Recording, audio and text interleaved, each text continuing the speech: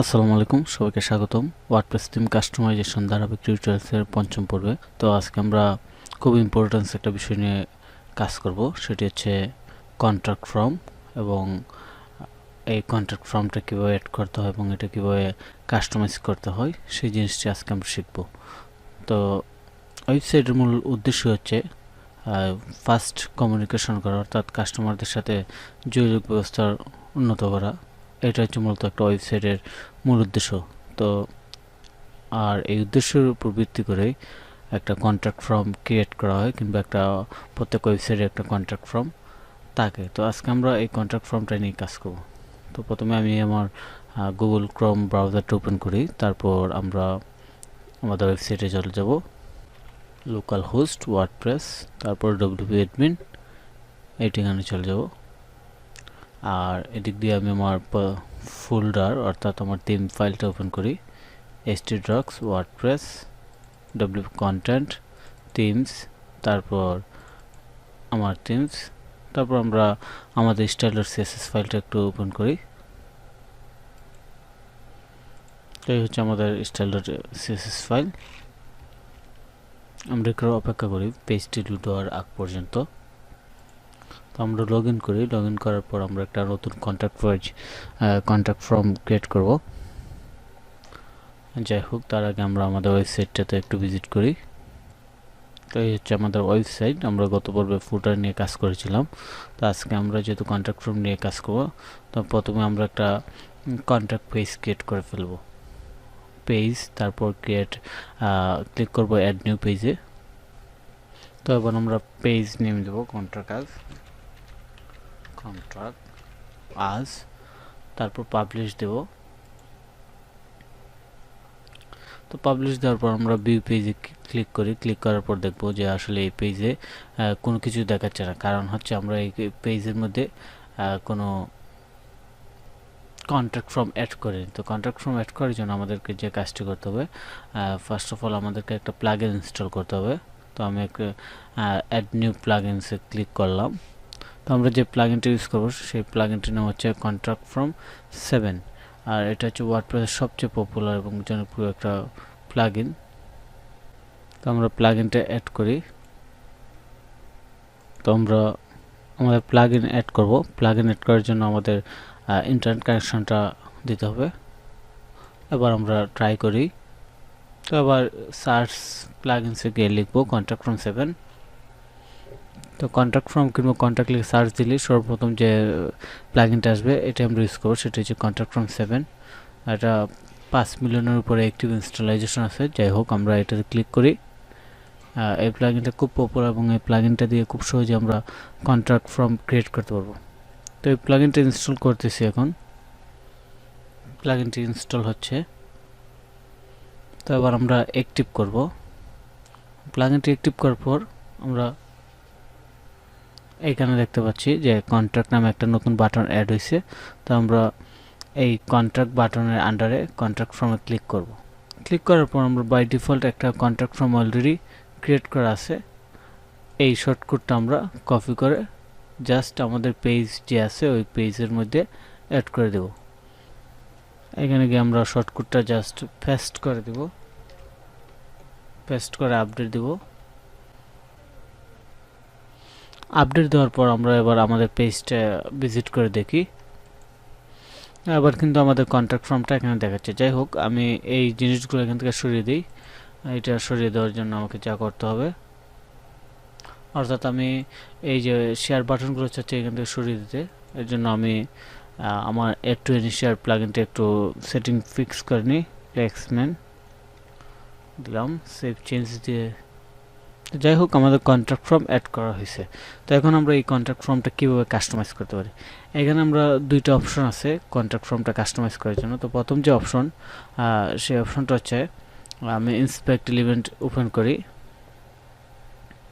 Open করার পর আমরা এখানে দেখব যে তারা কি কি ক্লাস এখানে ধরছে, অর্থাৎ কোন ক্লাস দিয়ে এটা এই কন্ট্রাক্ট ফর্মটা কাস্টমাইজ করা হচ্ছে। তো এখানে যদি আমরা দেখি তাহলে দেখা যাচ্ছে এখানে স্প্যান ক্লাস এটা আছে। এই ক্লাসটাকে আমরা ডাইরেক্টলি কপি করে নিয়ে এটার উপরে আমরা সিএসএস লিখতে পারি। আর আরেকটা অপশন হচ্ছে সবচেয়ে কুইক অপশন, যে আমরা গুগলে গিয়ে সার্চ দিব contact from 7 style CSS code, এটা লিখে আমরা গুগলে সার্চ দিব। সার্চ দিলে আমরা অনেকগুলা কোড পাবো, অর্থাৎ ফ্রি কোড পাবো রেডি জেনারেট করা। তো এই কোডগুলো আমরা ইউজ করে একটা কন্ট্যাক্ট ফর্মটাকে আমরা ইজিলি কাস্টমাইজ করতে পারি। তো আমরা প্রথম দুইটা কোড দেখি। এই যেখানে কিছু ডিফল্ট কোড দেওয়া আছে, এইগুলো আমরা কপি করে ইউজ করতে পারি। তারপর আমরা ডব্লিউপি বিগিনার এই সাইট থেকেও কোডগুলো দেখি যে তারা কিভাবে এই কোডগুলো শেয়ার করছে। তো এই যে তারা এখানে এই কোডটুকু শেয়ার করছে, তো আমরা হুবহু কপি করে ফেলি। কপি করে ফেললে আমরা আমাদের কন্ট্যাক্ট ফ্রম 7টাকে কাস্টমাইজ করতে পারবো। তো সম্পূর্ণ কোডটা আমি কপি করলাম, কপি। তারপর আমাদের থিম ফাইলে চলে যাব।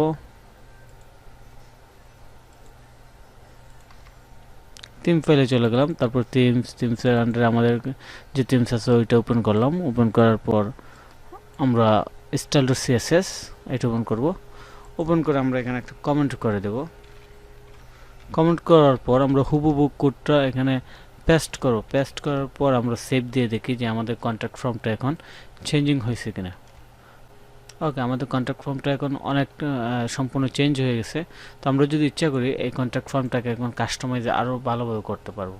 তো এগুলো করার জন্য প্রথমে আমরা যা করব, আমরা আস্তে আস্তে করি। তো প্রথমে আমি চাচ্ছি আমার এই টোটাল ফর্মটাকে, এই ফিল্ডগুলোকে 100% করে দেওয়ার জন্য। তো এটা আমরা কীভাবে করতে পারি দেখি। এই যে স্টাইল সিএসএস, এখানে ইমেল টেক্সট আছে, এখানে আমরা উইড দিয়ে দিব, উইড 100। এই যেগুলো উইড 100% হয়ে গেছে। তারপর আমরা আরেকটা কাজ করতে পারি, এই ফর্মের অর্থাৎ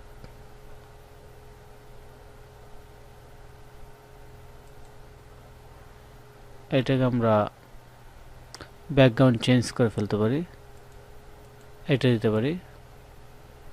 আর তারপর বর্ডার কালার চেঞ্জ করে দিতে পারি, এটা দিলাম। তারপর বর্ডার রেডিয়াস চেঞ্জ করে দিই, radius 5 pixel solid, border radius 5 pixel, এটাও করলাম। তারপর আমরা আর কি কি চেঞ্জ করতে পারি এখানে দেখি। এটা ফিল্ড চেঞ্জ করে ফেলি, ব্যাকগ্রাউন্ড আছে, এটা আমরা এটার ব্যাকগ্রাউন্ড দিয়ে দেবো হোয়াইট। ওকে, তখন একটু অন্যরকম রাখতেছে। তারপর আমরা আরেকটা কাজ করতে পারি, এই বাটনের যে কালার আছে ওইটাকে চেঞ্জ করে ফেলি, বাটন কালার।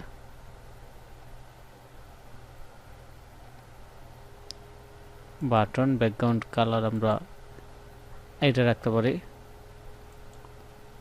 তো এবং আমরা একটা কন্ট্যাক্ট ফ্রম 7 এর যে স্টাইল আছে এগুলো চেঞ্জ করতে পারি। তো যাই হোক, আমরা এবার কপি করি সবগুলো কোড,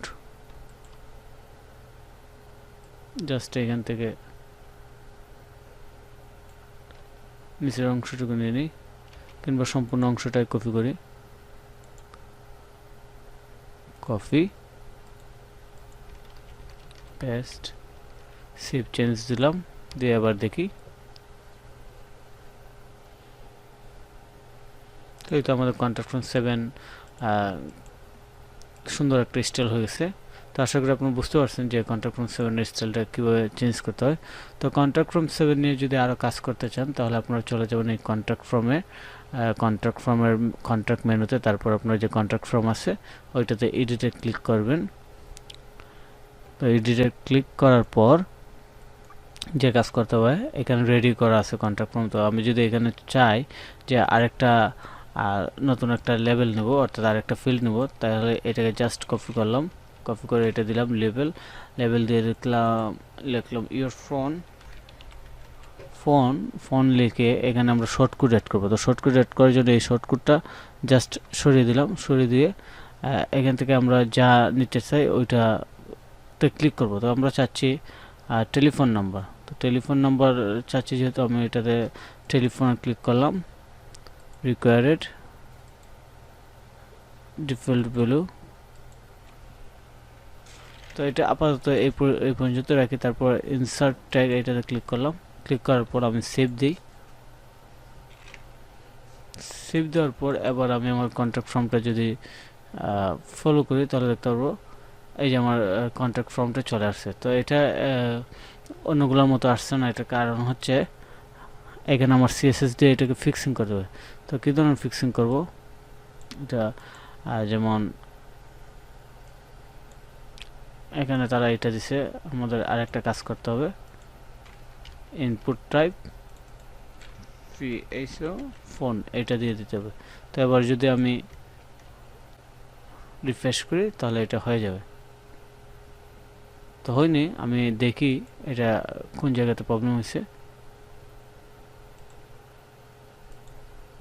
ইনপুট টাইপ টেলিফোন হবে, আমি ফোন না লিখে টেলিফোন হবে, টেলিফোন। ওকে, এবার রিফ্রেশ দিই, এই তো হয়ে গেছে। তো আপনার কন্ট্যাক্ট ফর্ম 7 নিয়ে আরও কিছু জানতে চাইলে কমেন্ট করে জানাবেন। কন্ট্যাক্ট ফর্ম 7 নিয়ে অনেককে কিছু বলার আছে, বলতে একটা টিউটোরিয়ালসে শর্ট সময়ে বলা সম্ভব না। এই কন্ট্যাক্ট ফর্মটা আমরা কীভাবে ক্রিয়েট করব, এই ইমেলগুলো কোথায় যাবে, ইমেলের মেসেজগুলো কীভাবে চেঞ্জিং করব, তারপর এই কন্ট্যাক্ট ফর্ম দিয়ে কীভাবে ইমেল ক্যাপচার করা যায়, অর্থাৎ ডাবল ফর্ম অপশন ক্রিয়েট করা যায়, তারপর কোনো কিছু ডাউনলোড করতে পারে এইরকম অপশন দেওয়া যায় ইমেল ক্যাপচার করার জন্য। তো অনেক কিছু করা যায়। যাই হোক, আমরা এই টিউটোরিয়ালসে এই বিস্তারিত যেমন আমরা জাস্ট এই টিউটোরিয়ালসের উদ্দেশ্য ছিল যে দেখব কিভাবে কন্ট্যাক্ট ফর্ম 7টা অ্যাড করে এবং এটাকে কাস্টমাইজ করতে হয়। তো আশা করি টিউটোরিয়ালসটি আপনার ভালো লাগবে। আর টিউটোরিয়ালসটি যদি ভালো লেগে থাকে অবশ্যই আপনি কমেন্ট করে জানাবেন আপনার